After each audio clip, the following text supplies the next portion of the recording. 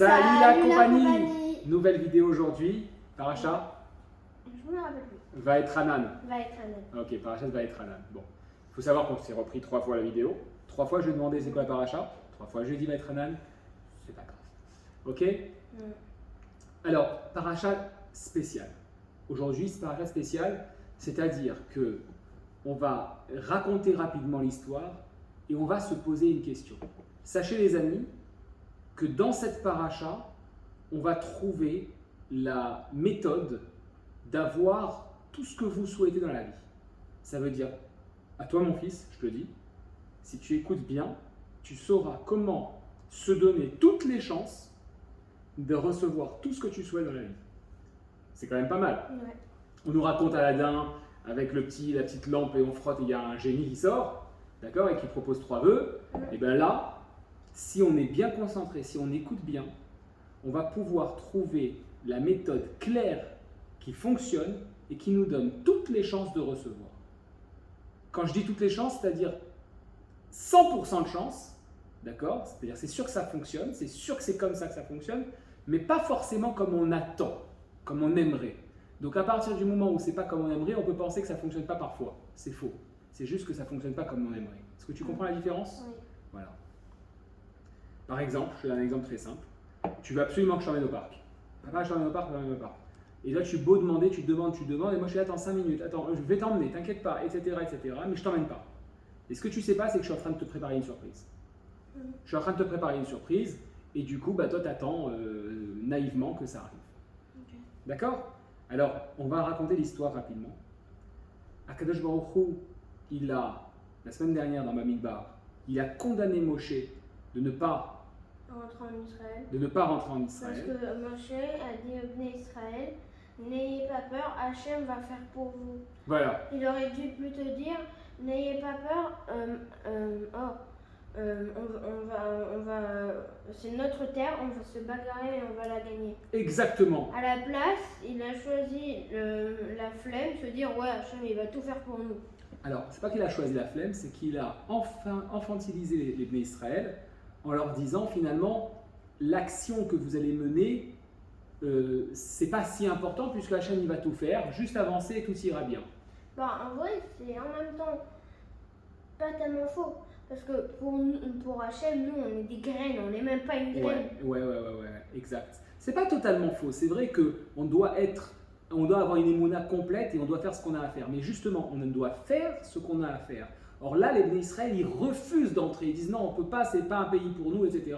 Et Moshe les pousse en avant. Si on était comme lorsqu'il y a eu la traversée de la mer, et que Gershon ben Aminadav, Narshon ben Aminadav, il a avancé de lui-même, alors là, c'était bon. On aurait pu imaginer que Moshe n'ait rien besoin d'ajouter. Mais comme les Bnei Israël ne voulaient pas avancer, ils ne voulaient pas passer à l'action, Moshe il a rajouté quoi? Vous inquiétez pas, il y aura Nissim Beniflat comme il y a déjà eu. Et Hachem n'était pas content parce qu'il a dit la vie c'est pas ça. La vie c'est d'agir. En plus on n'oublie pas de rappeler que Israël c'est le pays de la vie. C'est-à-dire quoi le pays de la vie? Pour les Bnei Israël ça rentre dans la matérialité où ils vont devoir baisser cette matérialité pour pouvoir tirer la divinité d'Akadosh Baruch Hu, qu'ils puissent ressentir Hachem dans le quotidien et qu'Hachem puisse trouver sa maison à nouveau. Donc c'était un gros travail, un énorme travail. Et là, qu'est-ce que leur dit Moshe? Ouais, ça va être cool, ça va être facile, vous n'aurez rien à faire. Non, ça ne marche pas comme ça. Et à cause de ça, c'est pas parce que quelquefois vous avez réussi et que Hachem a fait à votre place que ça sera toujours comme ça. Exactement, c'est pas parce que parfois ça a fonctionné que tu dois miser toute ta vie dans ce sens. Tout à fait. Donc là, qu'est-ce qui se passe?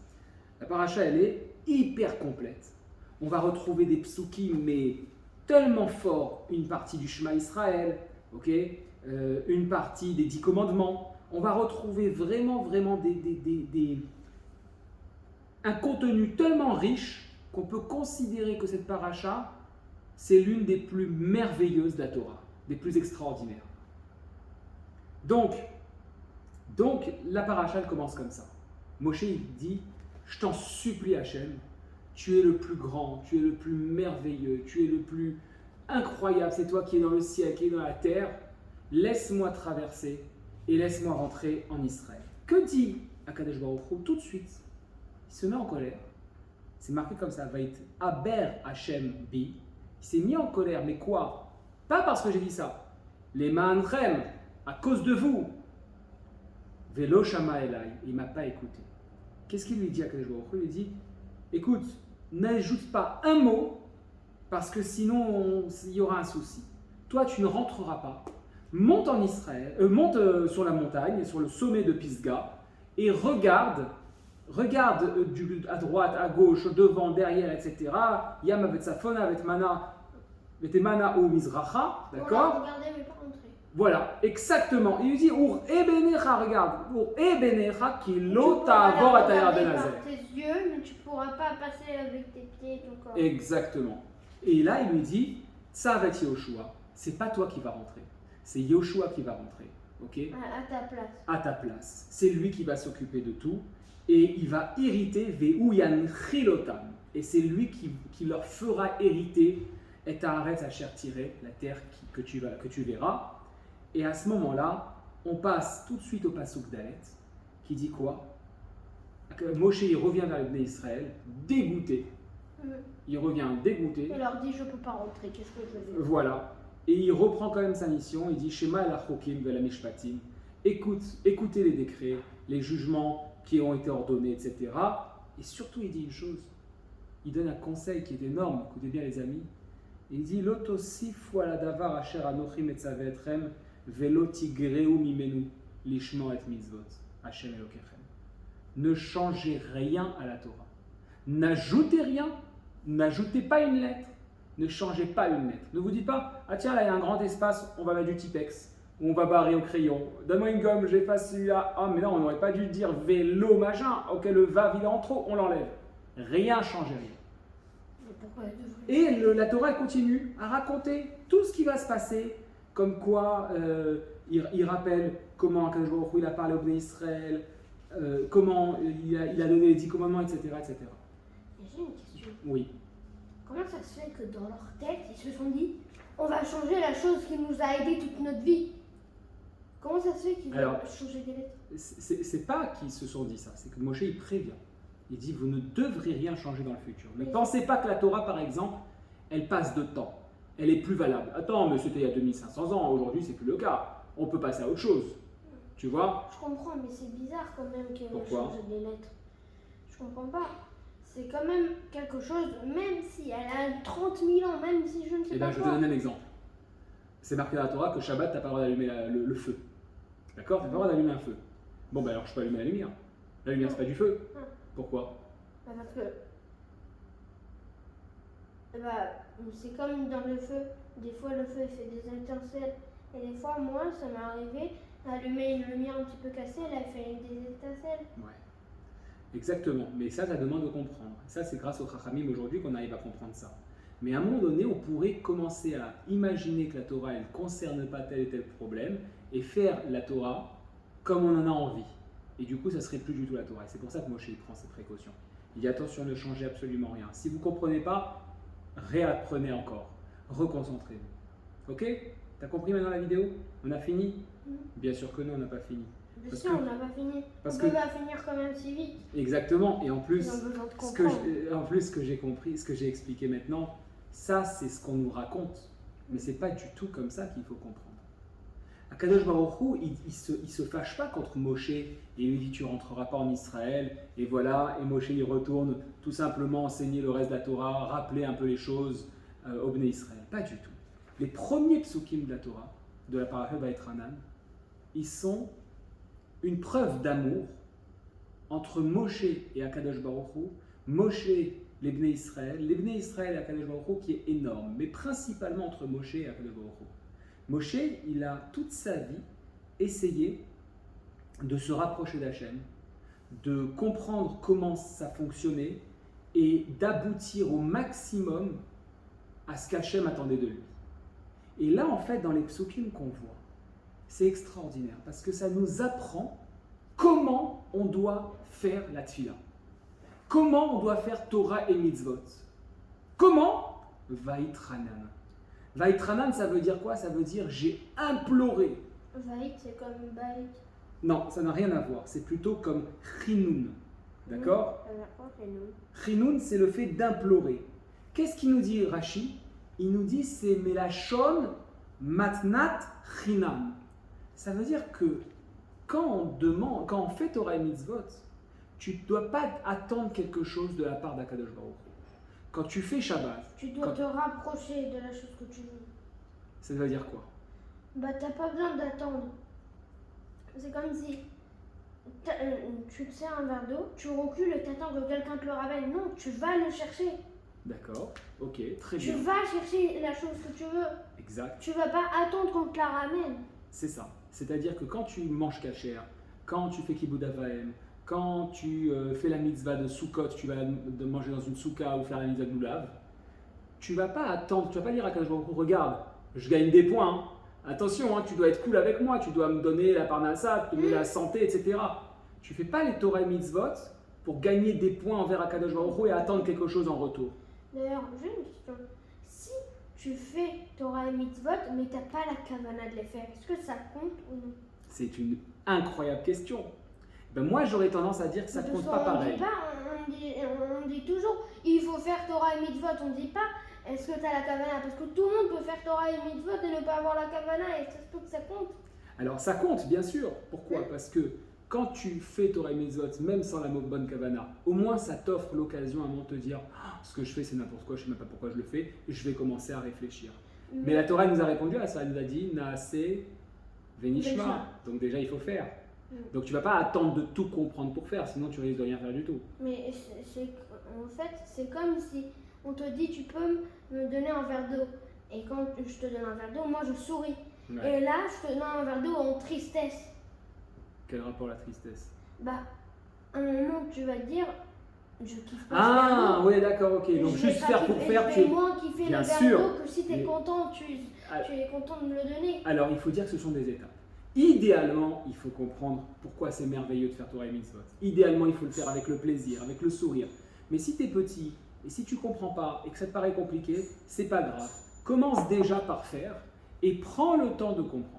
Mais toujours faire. Parce que si tu fais pas, tu risques d'oublier complètement comment on fait. Et si tu oublies complètement comment on fait, au bout d'un moment, tu vas te retourner et tu vas dire ah, ça fait 20 ans que j'ai jamais fait ma tefila, j'ai jamais été à la choule. C'est comme quand on dit, si tu parles trop français, tu vas oublier les mots. C'est faux.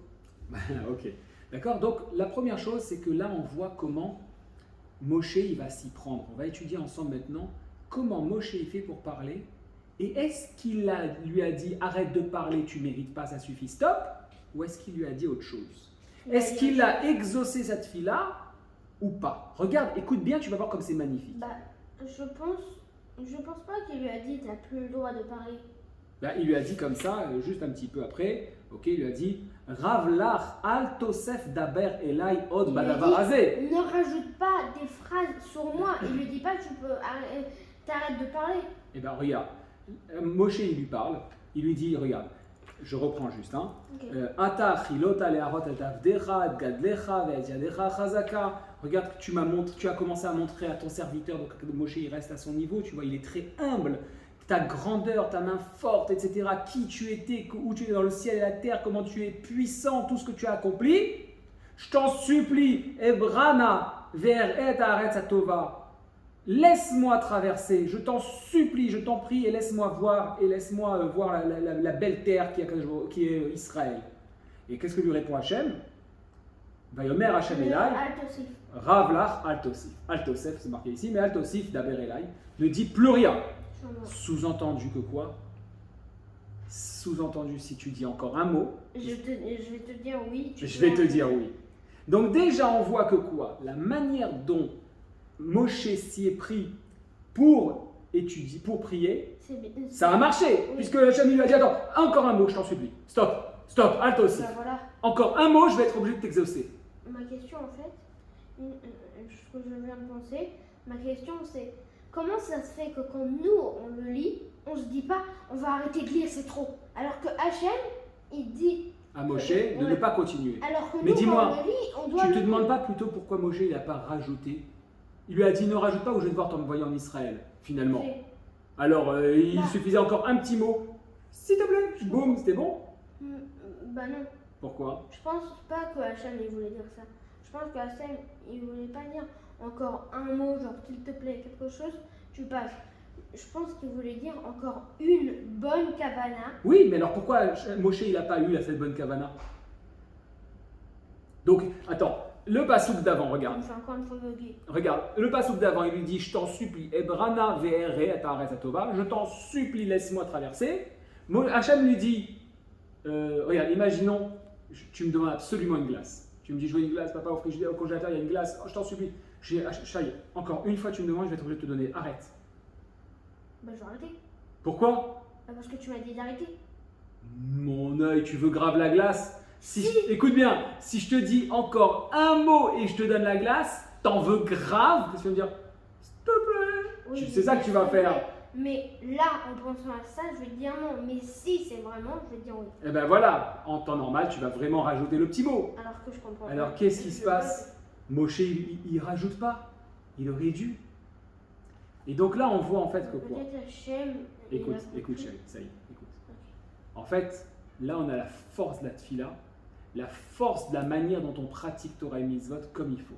Premièrement, dans la manière dont Moshe s'exprime, il va glorifier Akadosh Baruch Hu, il va lui donner de la grandeur. Et il va faire appel à tout ce qu'est Akadosh Baruch Hu. Les premiers mots qui tournent, le pasuk Kaf Dalet, il lui dit Adonai, mon maître, Aleph Dalet Nun Yud, mon maître, Yud Kevavke, Atar et Lota. Déjà, il prend la dimension. Nous dit Rashi, c'est quoi? C'est les deux noms d'Hachem qui ont fabriqué ce monde. Yud Kevavke et Elohim. C'est ça qu'il avait comme Kavana. C'est-à-dire, il lui dit, je veux parler à toi, le maître du monde. Déjà. Tu as commencé à montrer à qui? Ton serviteur. Je ne me la raconte pas. Moi, je suis rien. Voilà comment on commence à parler à Hachem.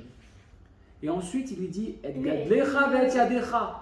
Avec ta grandeur, ta main forte, yadecha chazaka. Ok?